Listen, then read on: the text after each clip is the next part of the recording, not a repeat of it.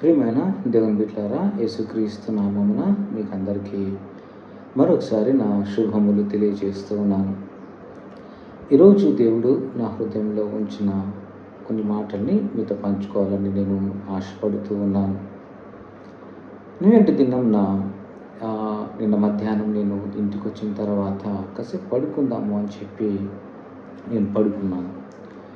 కానీ నాకు నిద్ర పట్టట్లేదు. ఎందుకు అనంటే ఎక్కడి నుండో ఒక కుక్క అరుస్తూ ఉంది. అంటే మూలుగుతా ఉంది, అరుస్తూ ఉంది. చాలా ఇదిగా ఉంది. అసలు నాకు అది నిద్ర పట్టకుండా ఆ అరుపులు వినిపిస్తూ ఉన్నాయి. పదే పదే పదే పదే వినిపిస్తూ ఉన్నాయి. సో నేను అనుకున్నాను, ఎక్కడి నుండి వస్తూ ఉంది ఈ అరుపు, ఎందుకు వస్తూ ఉంది ఈ అరుపు అని చెప్పేసి నేను ఏం చేశానంటే మా ఇంటి వెనక వైపుకు ఉన్నటువంటి ఒక కిటికీని ఓపెన్ చేసి నేను చూస్తే అక్కడ ఒక కుక్క పిల్ల, అది కుక్క పిల్లో లేకుంటే మరి కొంచెం పెద్ద కుక్క, మొత్తానికైతే కుక్క ఒక బురద గుంటలో ఇరుక్కుపోయింది. ఇరుక్కుపోయి అది లేవలేక అది అరుస్తూ ఉంది. అంటే సహాయం కోసం అరుస్తూ ఉంది, దీనత్వంతో అరుస్తూ ఉంది. యాక్చువల్‌గా మా ఇంటి వెనక ఎలా ఉంటదంటే మొత్తము అంతా పిచ్చి మొక్కలు, తర్వాత బురద, గడ్డి, ముళ్ళ కంచెలు, అన్ని ముళ్ళ చెట్లు అన్నీ ఉన్నాయి. చాలా చాలా చండాలంగా ఉంది మా ఇంటి వెనక. ఓకే. అంటే బురద ఉంది. పైపెచ్చు వర్షం పడుతా ఉంది. సో, ఆ వర్షంలో ఆ కుక్కపిల్ల తడుస్తూ, ఆ బురదలో ఇరుక్కుపోయి, ఆ ముళ్ళల్లో, ఆ గడ్డిలో అది ఇరుక్కుపోయి, అది చాలా దీనంగా అరుస్తూ ఉంది. సో, నేను కాసేపు చూసాను, సరే అని మళ్ళీ పడుకున్నాను. కానీ మళ్ళీ నాకు అనిపిస్తుంది, అరే ఒక కుక్క అలాంటి పరిస్థితిలో ఉంటే దానికి సహాయం చేసేవాళ్ళు ఎవరున్నారు? దానికి ఎవరు సహాయం చేసేవాళ్ళు లేరు కదా! అది లేవలేకపోతోంది. అదేమైనా బురదలో ఇరుక్కునిందా అని చెప్పి నాకు అనిపించింది. తర్వాత నేను అనుకున్నాను, అరే నాకు తెలిసి అది అలా ఉండిపోయి దాన్ని ఎవరు రక్షించలేకపోతే, అది అక్కడే చచ్చిపోతే దాని పరిస్థితి ఏంటి అని నా హృదయం అసలు చాలా ఇదైపోయింది. చాలా బాధేసింది. సో, మనము రక్షించగలిగి ఉండి కూడా మనం ఎందుకు రక్షించలేకపోతా ఉన్నాం దాన్ని అని అనిపించింది నాకి. సో, వెంటనే మా అబ్బాయి రాగానే మా అబ్బాయికి చెప్పాను, ఇట్లా చూపించాను, ఆ కుక్కని చూపించాను. డాడీ వెళ్ళిపోయి దాన్ని కాపాడదాము అని అన్నాడు. Because is N animal lover. So, దాన్ని కాపాడదాం డాడీ అన్నాడు. సరే అని చెప్పి మేము ఆ వర్షంలోనే ఇంటికి తాళం వేసుకొని మేము ఇంటి వెనక వైపుకి వెళ్ళాం. వెళ్ళిన తర్వాత ఆ బురదలో మా అబ్బాయి టక టక టక నడుచుకుంటూ వెళ్ళిపోయాడు. మొత్తం బురదంతా తొక్కుకుంటూ ఆ ముళ్ళల్లో, ఆ చెట్లలో అంత ఫాస్ట్‌గా వెళ్ళిపోయాడు నాకంటే. కానీ నేను అంత ఈజీగా వెళ్ళలేకపోయాను. ఎందుకంటే భయంకరమైన బురద, అట్లా అడుగు పెడితే కాలు లోపలికి వెళ్ళిపోతా ఉంది. కానీ మా అబ్బాయి అలాగే వెళ్ళిపోయాడు. వెళ్ళిపోయి దాన్ని చూసి, డాడీ ఇదేం బురదలో ఏం ఇరుక్కుపోలేదు, కానీ దీనికి ఎవరో ఏదో తాడు కట్టేసింది, ఏమన్నా తాడు వల్ల ఇది అక్కడే ఉండిపోయిందేమో అని అన్నాడు. సరే అని చుట్టుపక్కల చూస్తే మాకు అక్కడ ఒక తాడు కనిపించింది. ఆ తాడుని మేము తీసుకొని, వేరే తాడుది, ఆ తాడుని తీసుకొని దాన్ని మెడలో వేసి దాన్ని కొంచెం మేము ఆ గుంటలో నుండి దాన్ని బయటికి లాగాము. ఆ బయటికి లాగిన తర్వాత ఆ కుక్క కొంచెం బయటకొచ్చింది. కానీ అది లేవలేకపోతా ఉంది. అది అరుస్తూనే ఉంది ఇంకా. కానీ మేము అనుకున్నాం, ఏంటి మరి బురదలో అయితే కూరుకుపోలేదు, కానీ దానికి ఎవరో కట్టేశారు కదా! ఏమన్నా అందువల్ల ఏమన్నా ఇది ఇలా అరుస్తూ ఉందేమో అనుకున్నాం. కానీ ఇంకా దాన్ని మేము అంతకంటే ఎక్కువగా ఏం చేయలేకపోయాం. ఎందుకంటే అది చూడటానికి చాలా భయంకరంగా ఉంది. మొత్తం బురదలో నానిపోయింది. దాని కళ్ళన్నీ లావుగా ఉన్నాయి. సో, ఆల్మోస్ట్ దాని పరిస్థితి ఎలా ఉందంటే ఇంకా చావు బతుకుల్లో దాని పరిస్థితి. అంటే ఒక రోజు కంటే ఎక్కువ బతకదేమో ఒక్కొక్క అన్నట్ల పరిస్థితి ఉంది. సరే ఎట్లకేలకు మనమైతే దాన్ని ఆ బురద గుంటలో నుండి బయటికి లాగాం కదా అని చెప్పి దాన్ని బయటికి లాగేసి, సరే అని చెప్పి మేము మళ్ళీ వెనక్కి వచ్చేసాం. వెనక్కి వచ్చిన తర్వాత కొద్దిసేపు అయిన తర్వాత మేము మా బాబుతో చెప్పాను, దానికి ఏమైనా తినడానికి ఏమైనా బిస్కెట్స్ ఏమైనా ఉంటే తీసుకొని రాపో అని పంపిస్తే బిస్కెట్లు తీసుకొని వచ్చాడు. తీసుకొని వచ్చిన తర్వాత మా ఇంటి కిటికీ దగ్గరలో నుండి కూర్చొని దాని దగ్గరికి ఆ బిస్కెట్లు వేసాం. కానీ అది బిస్కెట్లు తినలేదు. కాసేపు అయిన తర్వాత మళ్ళీ నేను పడుకుండిపోయాను. కాసేపు అయిన తర్వాత మా అబ్బాయి మళ్ళీ ఆ కుక్క పరిస్థితి ఎలా ఉందో చూద్దామని చెప్పి దాన్ని చూసినప్పుడు అక్కడ ఒక పెద్ద పాము, ఒక పెద్ద పాము దాని దగ్గరే ఉంది. నేను మీకు ఇక్కడ పైన వీడియో పెడతాను. ఆ పాము ఆ కుక్క పైన ఇలా పైనికి లేచి అది ఇలా చూస్తూ ఉంది. ఆ కుక్క పైన ఒక పాము ఉంది, పెద్ద పాము ఉంది. దాన్ని చూసి భయపడిపోయి దాన్ని వెంటనే వీడియో తీశారు మా బాబు. నేను ఇక్కడ పైన పెడతాను, ఆ వీడియోని కూడా మీరు చూడండి. ఆ పాము ఆ కుక్కకు పైన ఉంది. సో తర్వాత మాకు అనిపించింది, అరే నేను ఆ బురదలో ఆ చెత్తలో దాంట్లో మేము అలాగే నడుచుకుంటూ పోయాము. పొరపాటున మేము కాలు కనుక అక్కడ ఎక్కడన్నా దాని పాము మీద, ఎందుకంటే ఆ పాము కనిపించలేదు, ఆ బురదలో నల్ల పాము అది. సో ఏమైనా జరిగింటే అని మాకు అక్కడ అనిపించింది, అరే అనవసరంగా వెళ్ళాము, దేవుని కృప, మనకేం కాకుండా వచ్చాము అని అనుకున్నాం. అలా ఆ పాము ఆ కుక్క పైన అలా ఉంది కాసేపు. ఆ తర్వాత బహుశా ఆ కుక్కను ఆ పామే కరిచిందేమో, అందుకే, ఎందుకంటే దాని కాళ్ళు చచ్చిపడిపోయినాయి, అది లేవలేకపోతూ ఉంది. సో మేబీ ఆ కుక్క ఆ పాము కాటుకు గురైపోయిందేమో. కాసేపు అయిన తర్వాత అది ఇంకా అరవటం ఆపేసింది, మొరగటం ఆపేసింది. చాలా ఇదిగా అయిపోయిన తర్వాత అలా అయిపోయింది. కానీ రాత్రులు కూడా నాకు 1, 2 సార్లు నిన్న రాత్రి కూడా దాని మూలుగులు నాకు వినిపించడం జరిగింది. సో ప్రియమైన దేవుని బిడ్డలారా, ఈ సంఘటన అంతా నిన్న జరిగింది. సో దేవుడు నాతో మాట్లాడుతూ నాతో అన్నాడు, నా కుమారుడా, నేను ప్రతి ఒక్క క్రైస్తవుని పరిస్థితి కూడా ఇదే.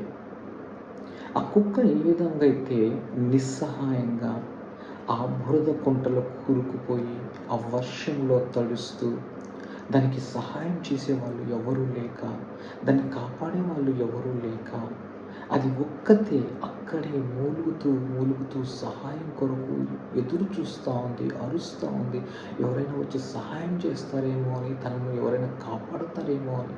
ఎందుకంటే తనను తాను కాపాడుకోలేని పరిస్థితిలో ఉంది, తను తాను రక్షించుకోలేని పరిస్థితిలో ఉంది, నిస్సహాయ స్థితిలో ఉంది, దీన పరిస్థితిలో ఉంది ఆ కుక్క. సో నేడు క్రైస్తవులు కూడా అలాగే చాలామంది పాపమనే ఆ బురదకు ఊబిలో కూరుకుపోయి, ఆ ఆర్థిక పరిస్థితులనే ఆ వర్షముతో తడిచిపోయి, ఆర్థిక ఇబ్బందుల చేత, అవమానాల చేత, కష్టాల చేత, నష్టాల చేత, అనేకమైనటువంటి డిసప్పాయింట్మెంట్లతో చాలామంది ప్రజలు అలాగే ఉన్నారు. కానీ అక్కడ మీరు గమనించారా, ఆ కుక్క దగ్గర ఒక పెద్ద పాము ఒకటి, అది ఇలా పడగ విప్పి అది ఇలా నిల్చొని ఉంది ఆ పాము. సాతానుడు కూడా తర్వాత మేము దాన్ని వెళ్ళి రక్షించడానికి కూడా మేము సాహసం చేయలేదు, ఎందుకంటే అక్కడ పాము ఉందని. నేడు చాలామంది మనుషులు అలా బురదలో కూరుకుపోయి నిస్సహాయ పరిస్థితుల్లో వాళ్ళు ఉండిపోయారు. ఆ సాతానుడు, అపవాది అనేటటువంటి ఆ సాతానుడు వారిని చుట్టుముట్టి, వారిని ఎవరు బయటికి తీసుకురాకుండా, వారిని ఎవరు రక్షించకుండా వాడేం చేస్తామంటే అక్కడే ఉండిపోయాడు. సో ఆ పాపం చూసినప్పుడు మేము అక్కడికి వెళ్ళలేకపోయాం. అదే పరిస్థితిలో నేడు చాలామంది ప్రజలు అలా ఉన్నారు. కానీ క్రైస్తవుని యొక్క పని ఏంటి అని అంటే, వెళ్ళిపోయి అట్టి వారిని రక్షించాలా, అట్టి వారికి సహాయం చేయాలా, అట్టి వారికి ఒక పూట భోజనం పెట్టాలా, అట్లాంటి వాళ్ళకి ఆర్థికంగా మన వల్ల ఎంత అయితే అంత సహాయం చేయాలా. అన్నిటికంటే ప్రాముఖ్యమైనది ఏంటో తెలుసా, వారు పడిన గుంతలో నుండి వారిని బయటికి తీసుకుని రావాలా. వారిని రక్షించే బాధ్యత దేవుడు ప్రతి ఒక్క క్రైస్తవునికి ఇచ్చాడు. కానీ నేడు మనం ఏం చేస్తా ఉన్నాం, ఆ కుక్కను మేము ఎట్లాగైతే అనాథగా వదిలేసామో, అట్లాగే మనం కూడా చాలామంది పాపంలో పడిపోయి, చెడు అలవాట్ల చేత, భయంకరమైన అప్పుల చేత, రోగాల చేత వాళ్ళ జీవితంలో నాశనం అయిపోతుంది. దానికి కారణం ఏంటంటే అపవాది, సాతానుడు వారిని నాశనం చేస్తానన్న. కుక్క దగ్గర ఎట్లాగైతే ఆ పాము ఉండిపోయిందో, బహుశా ఆ పాము కాటు వలన ఆ కుక్క దాని కాళ్ళు పడిపోయినాయి. అట్లాగా చాలామంది ప్రజలను అపవాది కాటు వేసి వాడు ఏం చేశాడంటే నిస్సత్వ లేని వారిగా చేశాడు. వారిని ఏం చేశాడంటే అపవాది వాడు లేవలేని పరిస్థితిలోనికి తీసుకొని వచ్చాడు. మరి ఈ రోజున నీ బాధ్యత ఏంటి? నీ యొక్క రెస్పాన్సిబిలిటీ ఏంటి? సరే ఇదంటే కుక్క కాబట్టి ఓకే, మనకు తెలియని కుక్క ఏదో దాని ప్రాణం కూడా అంత. కానీ అదే పరిస్థితిలో ఒక మనిషి ఉంటే ఏం చేస్తాము? అరే ఒక కుక్క ఆ పరిస్థితిలో ఉంటేనే మేము విలవిలలాడిపోయామే. మరి ఎంతమంది ఈ రోజున నీ చుట్టుపక్కల ఉన్నవారు, నీ స్నేహితులు అవ్వచ్చు, నీ బంధువులు అవ్వచ్చు, నీకు తెలిసిన వారు, నీ కొలీగ్స్ ఎవరైనా అయ్యుండొచ్చు, నీ పక్కింటి వారు, నీ ఎదురింటి వారు అయ్యుండొచ్చు. వాళ్ళు అట్లాంటి పరిస్థితుల్లో ఉన్నారేమో కదా! మరి వారిని రక్షించేది ఎవరు? దేవుని యొక్క సువార్తను, దేవుని యొక్క వాక్యం ఏం చెప్తుందో తెలుసా? ఆయన తన వాక్కును పంపి వారిని బాగు చేసెను.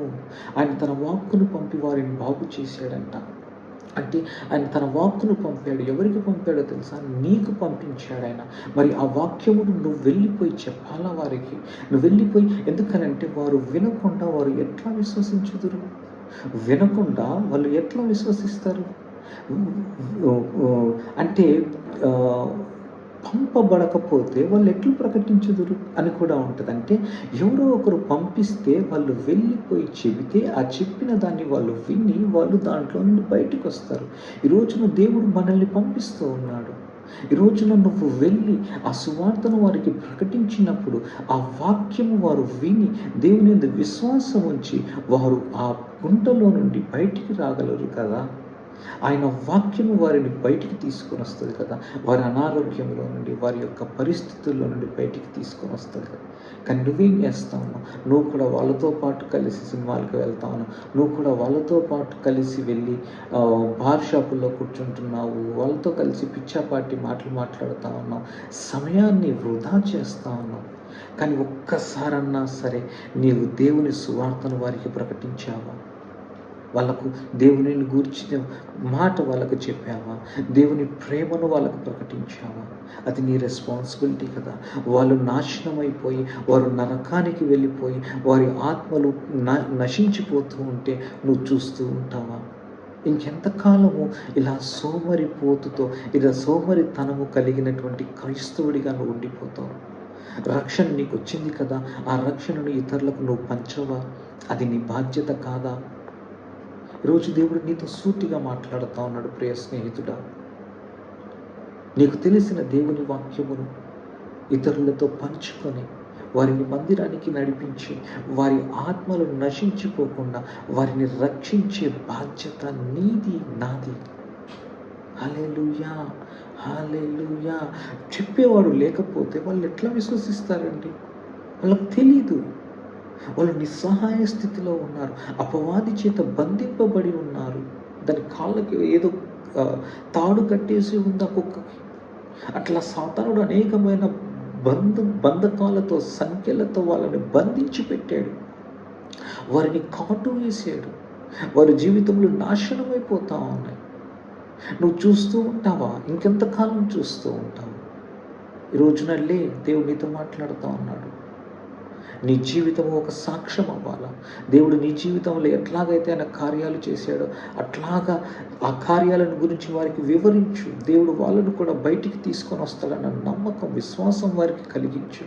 దేవుడు వాళ్ళని ఎంత ప్రేమిస్తున్నాడో వాళ్ళకు చెప్పు. అంతేగాని వాళ్ళతో కలిసి సినిమాలకు వెళ్ళిపోయి, వాళ్ళతో కలిసి కూర్చొని, వాళ్ళతో కలిసి ఆ జోకులు వేసుకుంటూ, వాళ్ళతో కలిసి దట్ ఈజ్ నాట్, అది కాదు దేవుడు నిన్ను పిలిచింది. It is something greater. అది కాకుండా వాళ్ళతో కలిసి కూర్చొని నువ్వు వాళ్ళలాగే నువ్వు జీవిస్తావు. కాదు. నువ్వు దేవుని గురించి వాళ్ళకు చెప్పాలా? ప్రియమైన స్నేహితుడా, ఈరోజు దేవునితో మాట్లాడింటే కనుక ఆలోచన చేయ ఒకసారి. అలాంటి దీన స్థితిలో ఉన్నటువంటి వ్యక్తులని ఓదార్చు. దేవుని వాక్యము చేత వారిని ఆదరించు, ఓదార్చు. వారిని ఆ గుంటలో నుండి బయటికి తీసుకొని రా. ఒక ఆత్మను రక్షించిన వాడు అవుతాను. ఆ పాము ఎట్లాగైతే ఆ కుక్క పైన ఇట్లా ఉందో, నేను వీడియో పెట్టాను, మీరు చూసే ఉంటారనుకుంటాను. ఎట్లాగైతే ఆ పాము దానిపైన ఉందో అట్లా సాతానుడు దాని దగ్గరికి ఎవరిని రానివ్వకుండా వాడు అట్లా ఉండిపోయాడు. ఈ రోజున వాళ్ళని చూస్తే నీకు అనిపించుతారు, నేనే వెళ్తే వాళ్ళతో మాట్లాడితే వాళ్ళు నన్ను ఏమైనా డబ్బులు అడుగుతారేమో, వాళ్ళు నన్ను ఏమన్నా చేసి నన్ను ఏమన్నా సహాయం అడుగుతారేమో నువ్వు అనుకుంటా ఉన్నాము. నీ చేతనైనంత సహాయం చేయవారికి. హల్లెలూయా, హల్లెలూయా. రోజు దేవుడు నీతో మాట్లాడాడని నేను అనుకుంటున్నాను. నీతో మాట్లాడింటే కనుక అలా ఉండిపోకు నువ్వు ఇంట్లో. దేవుని ప్రేమను గురించి వెళ్ళి ప్రకటించు. వారు నమ్ముతారా నమ్మరా అనేది సెకండరీ. నీ రెస్పాన్సిబిలిటీ నువ్వు వెళ్ళిపోయే వరకు సువార్త ప్రకటించడం. హల్లెలూయా, హల్లెలూయా. Are you all blessed today?